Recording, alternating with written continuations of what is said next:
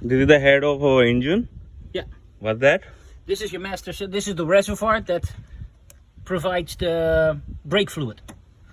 Goes through the master cylinder, down the brake lines to the car.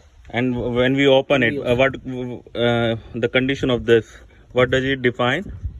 Well, basically it defines not much, but what I always look for when I take this off is I look for milky residue, like a white or like a gooey kind of residue that sometimes shows up there. If it does, then you know you got a potential leaking head gasket.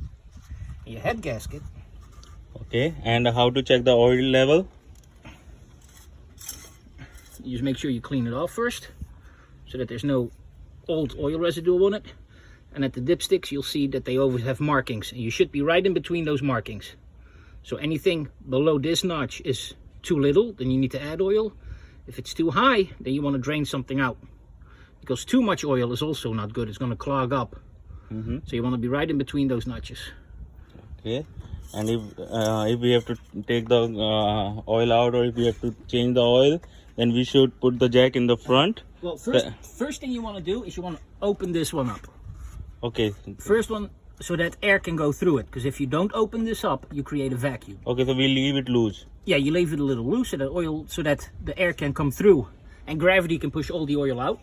Then you want to jack up the car a little bit so that the car is not leveled, that it's like pointed down at an angle. And then when you go under the car, okay, then we go under the car. You find and this is why we raise the car from the front. This is your oil pan here, and when you raise it from this side, all the oil, this is the lowest point now, so all the oil will flow to here. If we open that bolt, you remove this bolt and put something under it to catch all the oil coming out. Okay, and where's the oil filter? The oil filter is always on the other side of the oil pan, right here, that white thing. Okay, and it's just threaded in. Yeah, it's just threaded in. Sometimes it's a holder.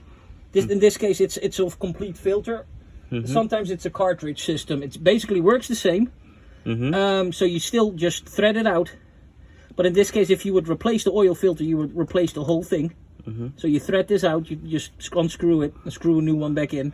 Okay, Ingmar, tell me one thing. Few cars require synthetic oil and few cars require normal oil. What's the difference between those?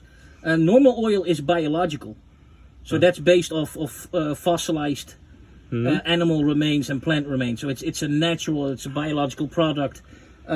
Synthetic oil is a man-made product. It lasts a lot longer. Okay. It provides better lubrication, and it's just a better product than just by looking at the oil. Can we differentiate between them, like by just looking at the color of the oil or something like that? No. It's a normal oil or synthetic oil? No, we cannot. So if we visit any car shop, how would we be sure that the mechanic whoever has worked on our car has put the correct oil inside? Like if we have paid for the synthetic oil, we are paying almost double. You would get a receipt.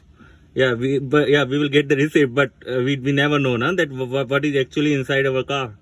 Well, you could have it tested, but I don't know if you want to go that far. Okay. Perfect. Okay, thanks, Ingmar. You're welcome.